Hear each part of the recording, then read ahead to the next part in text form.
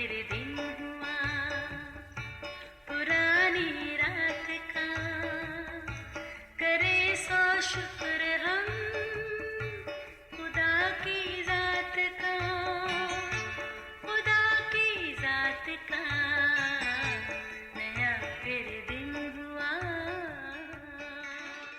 आज की आयत, बस गौर से देखो कि किस तरह चलते हो, नादानों की तरह नहीं बल्कि दानाओं की माने चलो, और वक्त को गनीमत जानो क्योंकि दिन बुरे हैं। इफ्सियों 5 बाब 15वीं आयत। अजीज़ों, वक्त हर जी शऊर की ज़िंदगी में बड़ी अहमियत का हामिल है। बिलाशुबा हमारे ज़िंदगी की घड़ी पर अपना वक्त उस दिन से शुरू होता है जब हमने दुनिया में आते ही पहली सांस ली थी। यूँ तो ज़िंदगी जैसे तैसे गुजर ही जाती है, मगर मुनज़्ज़म और बामकसद ज़िंदगी का अपना ही कुछ अलग मज़ा है, जिसका ज़री असूल ये है कि हमें अपनी ज़िंदगी की घड़ी के रिदम के साथ साथ कदम मिलाकर चलते रहना है। वक्त हमारा ऐसा दोस्त है जो ना हमें खुद से आगे बढ़ने का मशवरा देता है और ना ही रुक कर हमारा इंतज़ार करता है, बल्कि हमें अपने साथ चलने की तलकीन करता है। हकीकत में हमारी भलाई भी इसी में है। ज़िंदगी के हर शोबे में एक वक्त ही है जो हमें ख़तरे से आगाह करता है। किसान हो या तालिब इल्म या किसी भी शोबे का कारिंदा, जिसने वक्त गंवाया उसने कुछ ना पाया। लिहाजा हमारा फोकस घड़ियाल के झूलते पेंडोलियम और घड़ी की टिक टिक पर होना चाहिए, जो हमें हर पल गुजरते वक्त का एहसास दिलाती और ख्वाब गफलत से बेदार करती है। अजीज़ों, याद रहे, बिलाशुबा वक्त का काम चलते रहना है, मगर धीरे धीरे चलता वक्त हालात और ख़यालात में खासा तग़य्युर का बायस है।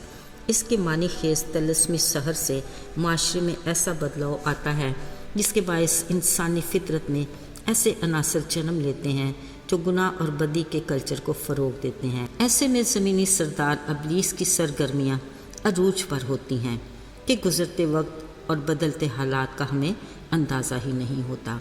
वो अज़ली दुश्मन इंसान की कमज़ोरियों से बखूबी वाकिफ़ है। उसी को मद्देनज़र रखते हुए वो हर कदम पर पुरकशिश आजमाइशों का जाल बिछाता रहता है, जिसकी हर तान लालच, खुदगर्जी, हसद, धोखा, फ़रेब से मजबूती से जुड़ी रहती है। फिर वक्त गुजरने के साथ इस जाल की वुसअत में गुनाह और बदी की डोरियों का मज़ीद इजाफ़ा होता रहता है, जिससे मुआशरा इंतशार और बदहाली का शिकार होता है और इसमें बसने वाले मकीन बेबस, मजबूर और बेयार मददगार हो जाते हैं। याद रहे, अपनी इस कैफियत का ज़िम्मेदार खुद इंसान है, जो अपने खालिक खुदा को भूल कर और अपने ज़िंदगी के मकसद को फरामोश कर देता है और आसपास ख्वाहिशात की तितलियों की कशिश में दुरुस्त रास्ते पर चलते चलते अपनी डगर को बदल लेता है। ज़ाहिरी बात है, फिर भेड़िया तो सामने आएगा ही। अजीज़ों, अगरचे अर्श पर से खालिक अपनी मखलूक पर आंखें लगाए बैठा होता है, वो अपनी मोहब्बत में आसमानी आफात की सूरत में तंबीह तो करता है कि शायद घड़ी की टिक टिक हमें बेदार कर दे या बुरे दिन में हमें दानाओं की तरह चलने की तरबियत दे, मगर इंसानी फितरत में खुद के एहतसाब का मेयार ना होने के बराबर है। मगर अजीज़ों, अगरचे हम रहम के काबिल तो नहीं, मगर वो बड़े फजल के तहत कहर को हमसे बाज ही रखता है और अपनी मखलूक को अंधेरे में भटकने नहीं देता, बल्कि कहीं ना कहीं से उम्मीद की किरण का रास्ता बना देता है। अगरचे इब्लीस का काम दुनिया में तबाहकारियाँ लाना और बनीनो इंसान को गुमराही के रास्तों की तरफ ले जाना है, पर खुदा का कलाम हमारे कदमों के लिए चिराग और राह में रोशनी है। इसी नूर में हमें खुद की परख करनी है कि हम नादानों की तरह चल रहे हैं या दानाओं की तरह।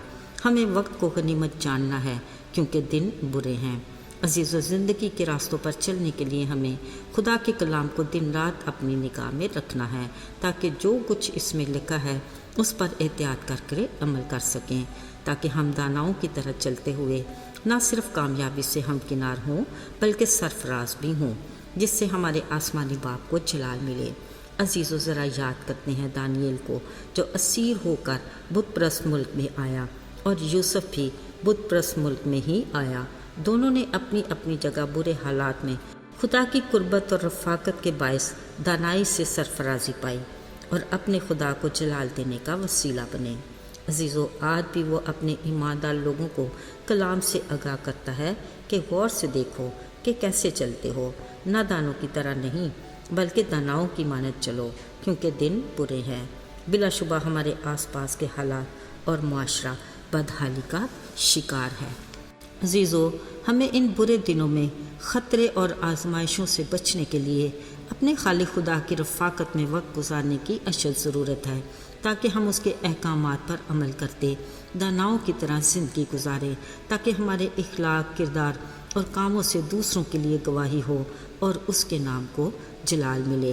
ہماری کامیابی اور سرفرازی کی کنجی بھی یہی ہے کہ ہم دن رات اس کے کلام پر دھیان دیں اور اس کے احکامات پر احتیاط کر کے عمل کریں۔ یاد رہے، اس کی رفاقت میں مضبوطی ہی ہماری روحانی زندگی کی تازگی ہے اور اس کے نام کو جلال دینے کی واحد وجہ۔ آئیے دعا کریں۔